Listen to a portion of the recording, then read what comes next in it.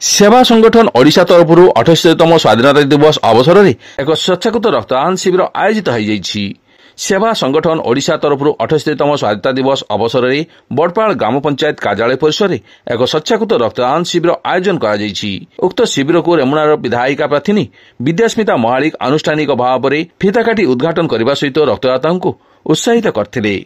शिविर में उदला डाक्तखाना डाक्तर साई राजकुमार, lab technician Shravan Kumar Behera, attendant मानस रंजन महांती, जीवन साहू, अजित सिंह एवं शिव सिंह प्रमुख उपस्थित रही रक्त संग्रहित करथिले।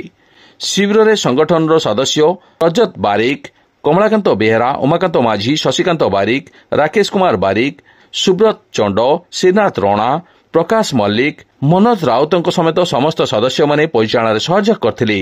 ଏହି ଶିବିରରୁ ମୋଟ 78 ୟୁନିଟ୍ ରକ୍ତ ସଂଗୃହୀତ ହୋଇଥିଲା। ଏହି ସମସ୍ତ କାର୍ଯ୍ୟକୁ ସଂଗଠନର ଅଧ୍ୟକ୍ଷ ତଥା ବଡ଼ପାଳ ଗ୍ରାମ ପଞ୍ଚାୟତର ସରପଞ୍ଚ ଇଞ୍ଜିନିୟର କମଳ ଲୋଚନ ପଣ୍ଡାଙ୍କର ତତ୍ତ୍ୱାବଧାନରେ ଅନୁଷ୍ଠିତ ହୋଇଥିଲା।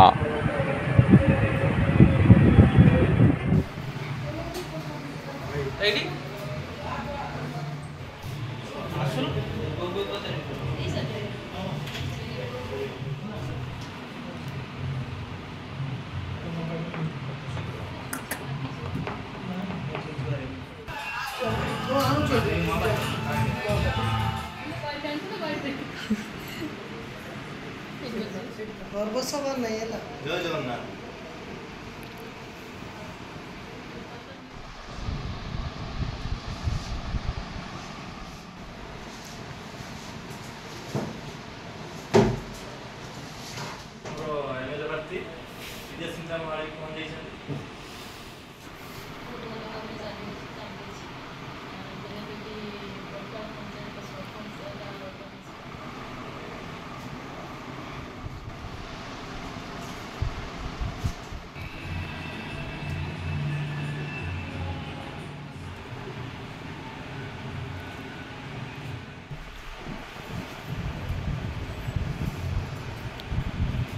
सेवा संगठन ओडिशा तरफ 2015 मसीहा ठू नहीं आज पर्यंत अगस्ट 15 तारिख रे ब्लड कैंप करा जाउछि। माने एटा प्रति वर्ष आ वर्ष को 4 थर आम कैंप करूँ।